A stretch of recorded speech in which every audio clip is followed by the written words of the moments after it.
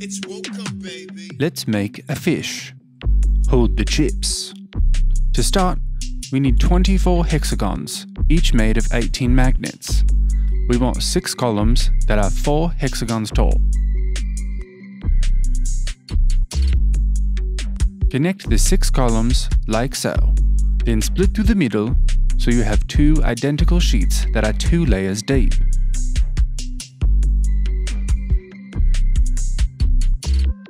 Connect to the side here, and then we want 2 of these hexagons and leave 2 in place.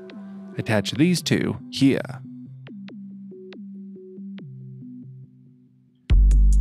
Now these hexagons are sticking out without a second layer, so fold each one in half. The top corner fits perfectly between these other 2 hexagons. We're closing the seams before we fillet this fish. Starting on the opposite side, grab your card and slice between the 2 layers.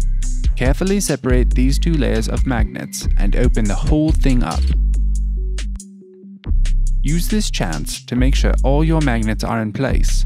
Some magnets may not have fully separated in our unfolding process. Now pick 2 opposing corners and carefully pinch together the 2 hexagons next to the ends. Make sure to only pinch shut the magnets at the end, leaving the body hollow. Work your fingers inwards, closing as you go. Then push these middle ones in. That's it! Now you have an extremely fragile, saltwater fish to play with.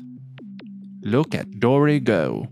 If you're feeling real creative, I bet you could give it a mouth and eyes as well.